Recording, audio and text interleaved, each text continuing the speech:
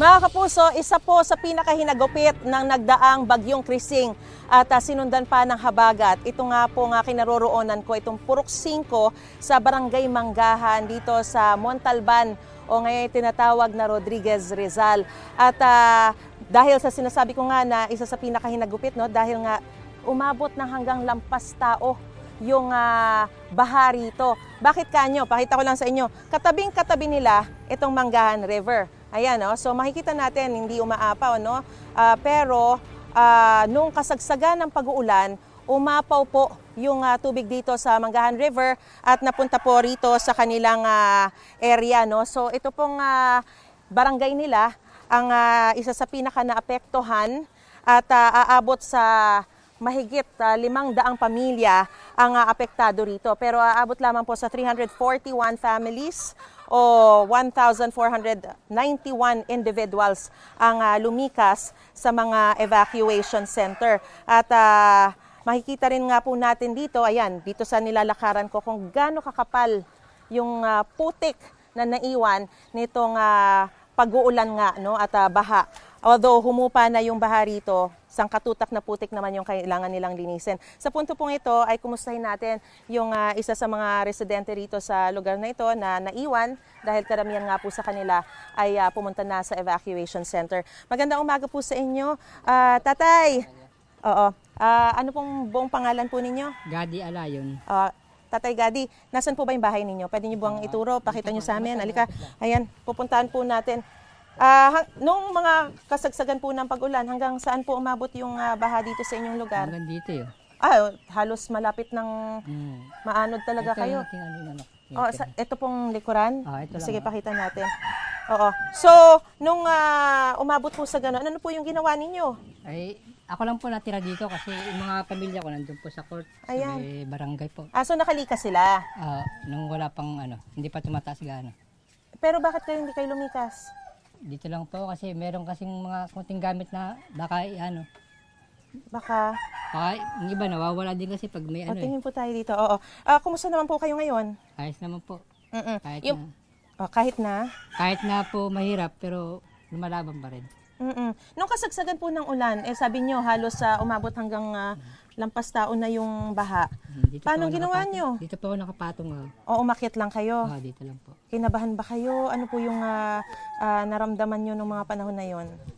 Kinakabahan din po pero kailangan din talaga yung dito ka lang kasi para yung mga gamit minsan naaanod, may tataas ko, ganun yung iba kasi mga gamit pag sobrang taas na, yung ibang tinataas yung gamit naaanod din. Pero tay, delikado po yun, ha? Opo. Oo. Nagsimula na ba kayong maglinis? Sige, puntahan muna natin. Ito po yung ito po. Alin po? Yan. Dito po ako Yan, dyan po sa loob niyan. Nagsimula na kayong maglinis? Hindi po. Hindi pa? Magulo pa. Magulo pa yan. Oo. Gaano katagal bang inaasahan ninyo bago niyo tuluyang malilinis tong lugar ninyo? Ay, pag uminit-init to, hindi natin masasabi pa na kasi minsan biglang dumidilim, biglang bumabagsak. Oo nga, kasi meron pang bagyong Dante. Ano po yung pakiramdam ninyo na hindi pa man nakakaahon talaga, andyan na naman yung panibagong bagyo?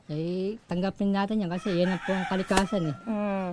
Pero mag-iingat din po kayo mas mahalaga po ang buhay ninyo kaysa sa mga gamit. Opo. Kaya kung maaari, pag sinabihan po kayo, lumikas na lang din po kayo, ha? Siguro pag talaga. Sige. Maraming pong salamat, Tatay Gadi, ha. Ingat po kayo, ha. Salamat po. Maiwan ko lang po muna kayo. Dahil sa punto po, salamat po. Dahil sa punto pong ito, mga kapuso, ay atin naman pong kakapanayamin ang si Lieutenant Colonel Pedro Dacanay Jr. ng Civil Military Operations para bigyan tayo ng karagdagang impormasyon dito nga sa nangyayari sa kanilang lugar. Sir Dacanay, magandang umaga po sa inyo, Lieutenant Colonel.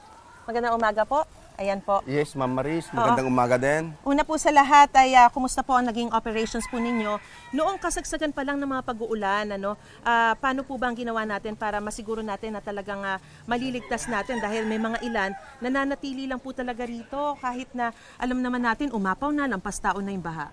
Unang-una, Maris, nung namonitor natin yung parating na bagyo, yung 4OP pa CDC, ay nagkaroon ng initial coordinations and collaborations with the local governments, especially the office ng PDRMO na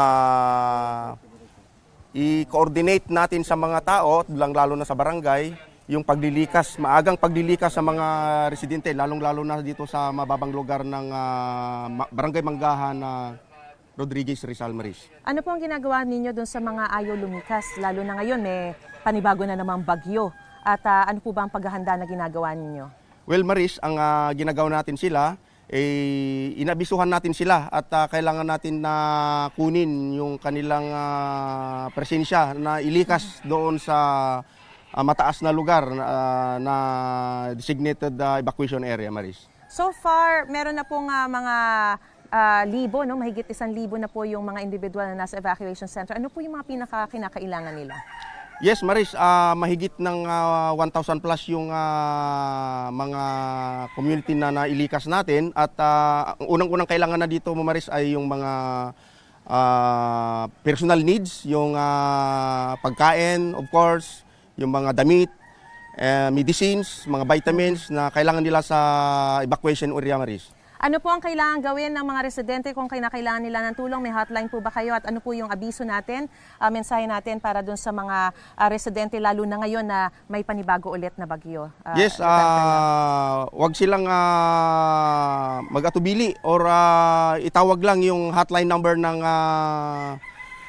4OPIP Community Defense Center. Which is? Which is 0917-9200-225 or yung hotline ng office ng MDRMO ng Rizal, 911, Maris. 911. O, tandaan niyo po yan. Ang bilis-bilis lang maalala. 911, kung may kailangan po kayo, tawagan niyo lang po yung 911 at agad-agad din po kayong re-responde sa kanila. No?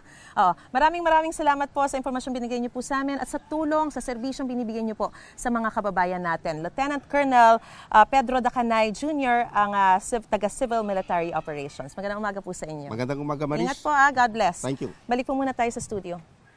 Mga kapuso, tumutok lang po sa mga ulat ng unang balita para laging una ka. Mag-subscribe na sa GMA Integrated News sa YouTube.